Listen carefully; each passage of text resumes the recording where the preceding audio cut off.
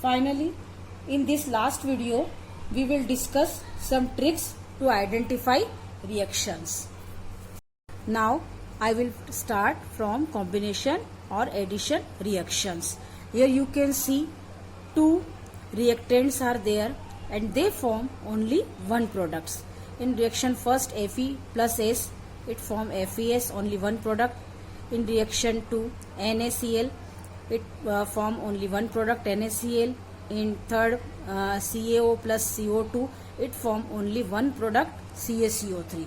So in this reaction, the tricks is reactant two or more and they form only one product.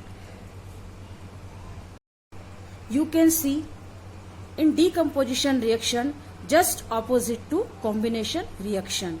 Their reactant is single and it split into two or more products. So trick is reactant is one and it converted into two or more product. Yes, next I will take single displacement reaction. In this reaction, you know well that always more reactive metal is replaced to less reactive metal. So here you can see only one metal is replaced to other second metal. Here zinc is replaced to Cu, and in this reaction Mg is replaced silver from silver nitrate. In double displacement reaction, you can see here the exchange of ions takes place and always a precipitate is formed like this.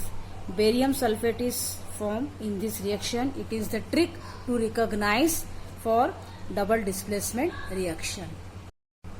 To recognize exothermic reaction and endothermic reaction, we have a trick, the location of word heat. आपको ये देखना है कि जो word heat लिखा है उसकी location किस जगह पे. Suppose product side, the location of heat is product side, so it is exothermic reaction. And if the location of heat is reactant side, so it is endothermic reaction. The tricks of activity series to learn how to learn activity series from its tricks. First element is potassium, second sodium, third lithium, calcium, magnesium, aluminium, zinc, iron, lead, and here hydrogen is a non-metal. Then below the hydrogen, copper, silver, gold and platinum. The trick is for potassium we will write please, for sodium write sand, for lithium lions, for calcium cats, for magnesium monkeys, for aluminium and for zinc zebra, for iron into, and for lead lovely, for hydrogen hot, for copper countries, for silver save them, for gold give them, and for platinum a healthy planet, platinum planet. So the trick to learn the activity series is please send lions, cats, monkeys and zebras into lovely hot countries, save them, give them a healthy planet. How to balance the equation? It is an important part of the chapter. First, I will take an example to understand how to balance the equation. Here you can see Mg plus O2, it gives MgO. So, there are some rules for balancing the chemical equation. First rule is not change given formula. हमें कभी भी जो भी formula हमें दिया हुआ है उसको कभी भी चेंज नहीं करना है. सपोज यहाँ Mg लिखा है तो यहाँ Mg रखना हमको, O2 लिखा है तो O2 ही लिखना है, इसके फार्मूले में हमें चेंज नहीं करना है. ऐसा नहीं कि हम बैलेंस करने के लिए उसे O3 लिख दें. यहाँ MgO लिखा है तो हमें उसको MgO ही रखना है, यानी कि हमको किसी भी फार्मूले में कोई भी चेंज एनी हाउ नहीं करना है. Second, rule is divide the equation into 2 parts. इस इक्वेशन को 2 पार्ट्स में डिवाइड कर लिया जाता है, RHS एंड LHS, यानी लेफ्ट हैंड साइड और राइट हैंड साइड। रिएक्टेंट हमारे इस तरह लेफ्ट हैंड साइड में लिखे हुए हैं, प्रोडक्ट हमारा राइट हैंड साइड में। तो यहाँ एक इस तरह से हमने कॉलम तैयार कर लिया है। यहाँ मैंने L लिखा है, इस तरफ मैंने R लिख दिया है। ये हमारा second rule. Third rule, take out elements. हमको दोनों तरफ से एलिमेंट्स को निकाल लेना है। हमेशा जब भी बैलेंस करते इक्वेशन में तो दोनों साइड्स आपको दी जाएगी। ऐसा नहीं कि एक साइड है तो दूसरा नहीं, ऐसा बहुत कम होता है देने में, पर मैक्सिमम LHS एंड RHS दोनों पार्ट से दिए हुए होते हैं।